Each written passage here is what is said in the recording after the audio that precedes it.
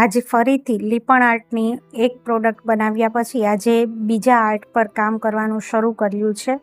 અને આ જેમ જેમ પ્રેક્ટિસ વધે એમ ઇમ્પ્રુવમેન્ટ આવે એમ બીજી વખત થોડું કંઈક નવું શીખીને જે ક્લે છે એને પરફેક્ટ કરવાની કોશિશ કરી છે. આ એક સ્કોચ બ્રાઇટ લીધું છે જેના વડે હું ક્લેને પરફેક્ટ કરવાની કોશિશ કરી રહી છું અને ઘણા ખરા અંશે મને એ પરફેક્ટ લાગી પણ રહ્યો છે.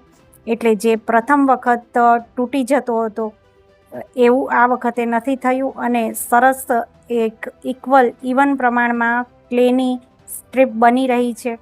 અને બસ એ ક્લે વર્ક શરૂ કર્યું છે અને હું આપેલ ડિઝાઇન મુજબ ક્લે લગાવી રહી છું અને સ્કોચ બ્રાઇટની મદદથી ઇવન પ્રમાણમાં ક્લે સ્ટ્રીપ બને એવો પ્રયત્ન કરી રહી છું.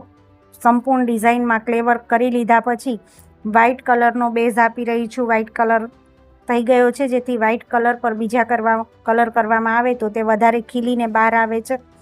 તો ક્લે વર્ક કરી રહી છે હું અને દીકરી બંને એકબીજાને મદદરૂપ થઈ અને ટીમ વર્ક કરી રહ્યા છીએ. હું મારું ક્લે વર્ક પૂરું કરું છું અને દીકરી વ્હાઇટ કલરથી બેઝ આપી રહી છે. આમ આજે આ બીજું આર્ટવર્ક અમે તૈયાર કરી રહ્યા છીએ અને ખરેખર જોઈને સારું લાગે છે કે પ્રથમમાં આર્ટ કર્યું ત્યારે જે ક્લેમાં ભૂલો થતી હતી, જે તૂટી જતો, અનઇવન થતું હતું, એમાં થોડો સુધારો આવ્યો છે, ઇમ્પ્રુવમેન્ટ થયું છે.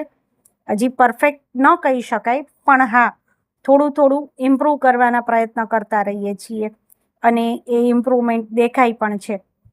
તો ફાઇનલી આપણે જોઈએ કે કેવી આકૃતિ તૈયાર થાય છે. હવે અમારા કલર પણ મોસ્ટ ઓફ કમ્પ્લીટ થઈ ગયા છે, એટલે કલર સિલેક્ટ પણ થઈ ગયા છે અને કલર પૂરાઈ ગયા છે દરેક ડિઝાઇનમાં. અને હવે ફાઇનલી એના પર મિરર વર્ક કરવાનું અમે શરૂ કરીશું. તો હવે અમે કલરનું કામ પૂરું કરીને લઈ લીધા છે મિરર અને એને ડિઝાઇન પ્રમાણે સિલેક્ટ કરીને મિરર લગાવવાનું શરૂ કરી દીધું છે અને ડિફરન્ટ ડિઝાઇનમાં ડિફરન્ટ મિરરની પસંદગી કરીને તેને ચિપકાવવાનું શરૂ કર્યું છે.